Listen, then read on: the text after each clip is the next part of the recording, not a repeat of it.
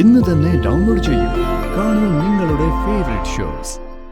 അപ്പോ ഇവിടെ മാത്രമല്ല, അവിടെ ചെന്നും കുത്തിത്തിരിപ്പ് ഉണ്ടാക്കിയല്ലേ? അത് മാത്രമല്ലല്ലോ, ആ ഫംഗ്ഷനും അലങ്കോലാക്കിയില്ലേ? നീ എന്തിനാണ് ഇവിടെ ഇങ്ങനെ നിൽക്കുന്നേ? ഇറങ്ങിപ്പോ. നിന്നെ പോലെ ഒരു ഭാര്യയുടെ കൂടെ ജീവിക്കുന്നതിലും നല്ലത് ഭാര്യ മരിച്ചു പോകുന്നതാ. നിന്റെ കൂടും കുടുക്കൊക്കെ എടുത്തും എങ്ങോട്ടൊന്നും വെച്ചാൽ ഇറങ്ങിപ്പോ. ഇറങ്ങിപ്പോവാൻ. വെഡിങ് ആനിവേഴ്സറി വേണ്ട, ഒരു തേങ്ങ വേണ്ട. ഒന്നുമില്ല, കരയാതെ മോളെ, കരയണ്ട. നമ്മുടെ മോള് കിടന്ന് കരയുന്ന നീ കണ്ടോ? ഈ ചടങ്ങ് നടന്നു കാണാൻ അവൾ എത്രമാത്രം ആഗ്രഹിച്ചാണെന്ന് അറിയോ?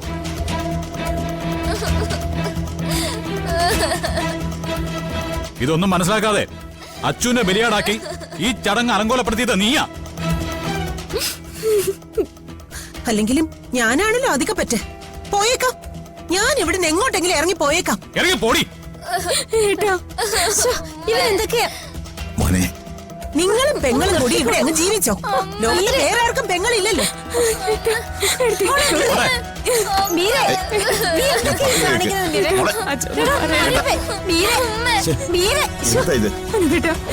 ഇവിടെ ഇറക്കി വിടരുത്. എടുത്ത് ഈ വീട്ടിൽ നിന്ന് ഇറങ്ങി പോയാ പിന്നെ ഞാൻ ഇവിടെ ഉണ്ടാവില്ല. അർച്ചന, അർച്ചന,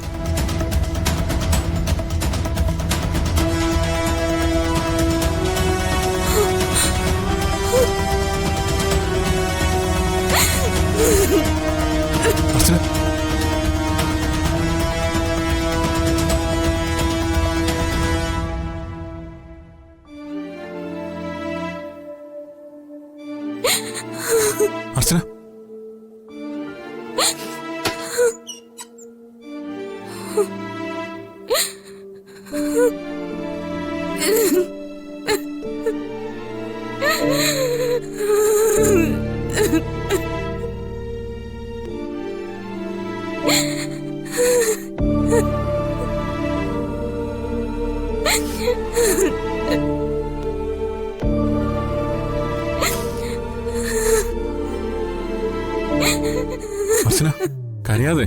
അതിന് മാത്രം ഒന്നും സംഭവിച്ചില്ല. താൻ കാരണമല്ല ഇതൊന്നും ഉണ്ടായത്. മീരടുത്ത് എന്നെ വിളിച്ചത് കേട്ടില്ലേ? മാൻഡ്രേക്കെന്ന്. എവിടെ ചെന്നാലും അവിടെ എല്ലാം ദുരന്തം മാത്രം വിതയ്ക്കുന്ന മാൻഡ്രേക്ക്. ഞാൻ അങ്ങനെയാണോ സച്ചേട്ടാ?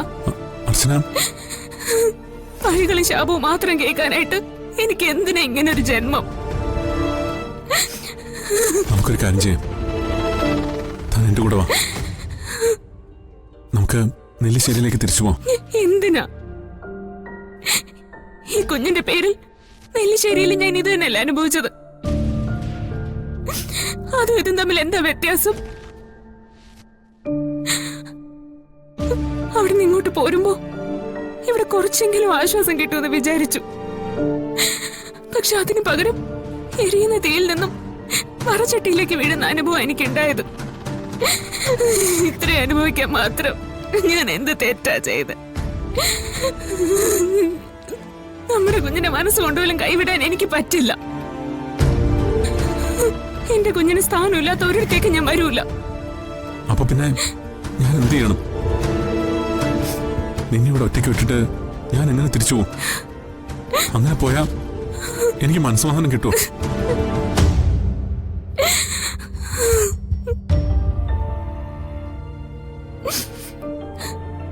എന്റെ കാര്യം ഓർത്ത് സച്ചേട്ടൻ വിഷമിക്കണ്ട. ആരൊക്കെ എന്തൊക്കെ പറഞ്ഞാലും ഇതെന്റെ വീടാ.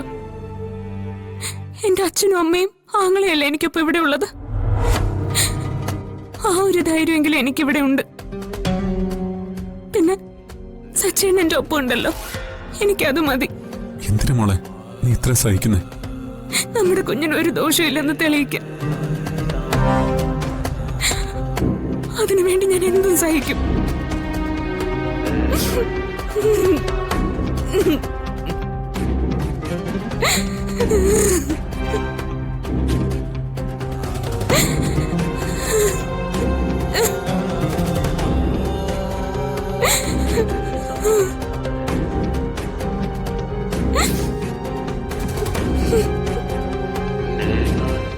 മനസ്സിലാക്കാൻ താമസിച്ചന് മാപ്പ്.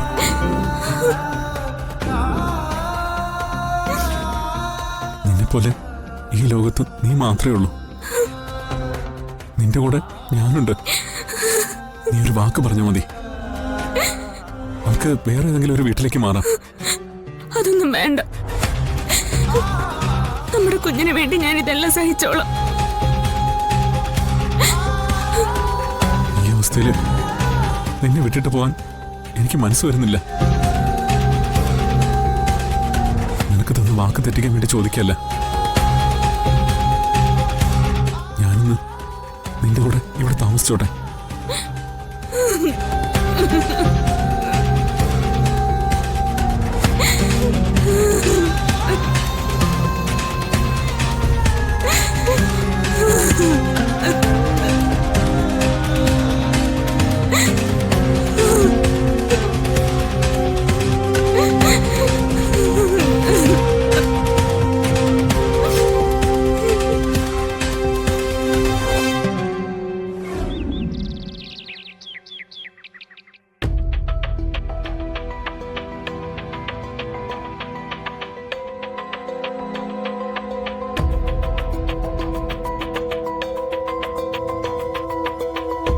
ഇതൊന്നും ഞാനുണ്ടാക്കി പറയുന്നതല്ല, നടന്ന കാര്യങ്ങൾ തന്നെയാണ്. അപ്പോ ഇവിടെ മാത്രമല്ല, അവിടെ ചെന്നും കുത്തിത്തിരിപ്പ് ഉണ്ടാക്കിയല്ലേ? അത് മാത്രമല്ലല്ലോ, ആ ഫംഗ്ഷനും അലങ്കോലാക്കിയില്ലേ? എന്തിനാ ചേച്ചി ഇങ്ങനെ ഓരോരോ പ്രശ്നങ്ങൾ ഉണ്ടാക്കുന്നേ? ഞാൻ എന്ത് പ്രശ്നം ഉണ്ടാക്കിയെന്നാ നീ പറയുന്നേ? അച്ഛാ, ഞാൻ അവിടെ ഒരു അക്ഷരം പോലും മിണ്ടിയിട്ടില്ല. മീരയ്ക്ക് അപകടം ഉണ്ടായത് എന്റെ കുഴപ്പം കൊണ്ടാണോ? ഇതുവരെ വൃന്ദാവനത്തിൽ ഇങ്ങനെ ഉണ്ടായിട്ടുണ്ടോ?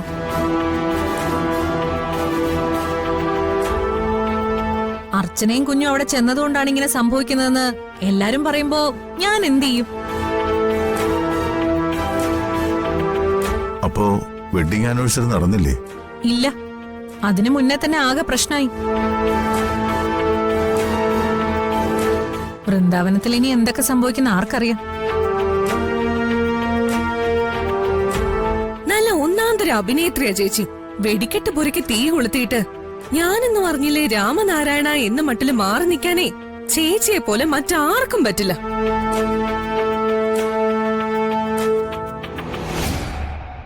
എന്തൊക്കെ സംഭവിച്ചാലും അർച്ചനടുത്തേക്ക് വൃന്ദാവനത്തിൽ ഒരു കുഴപ്പം ഉണ്ടാവില്ല.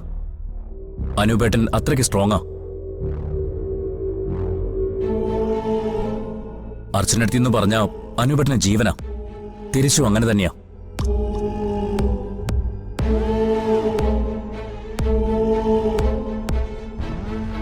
അവിടെ അങ്ങനെ സംഭവിച്ചതിന്റെ പേരിൽ ഇവിടെ ഇനി നിങ്ങൾ തമ്മിലൊരു തർക്കം ഉണ്ടാവണ്ട. അച്ഛാ, ഇത് വെറുതെ ഒരു തർക്കത്തിന്റെ കാര്യമല്ല. ഏട്ടത്തെ വിളിച്ച് ആവശ്യമില്ലാത്ത കാര്യങ്ങൾ പറഞ്ഞു കൊടുക്കുന്നത് അവന്തി ഏട്ടത്തി തന്നെയാ.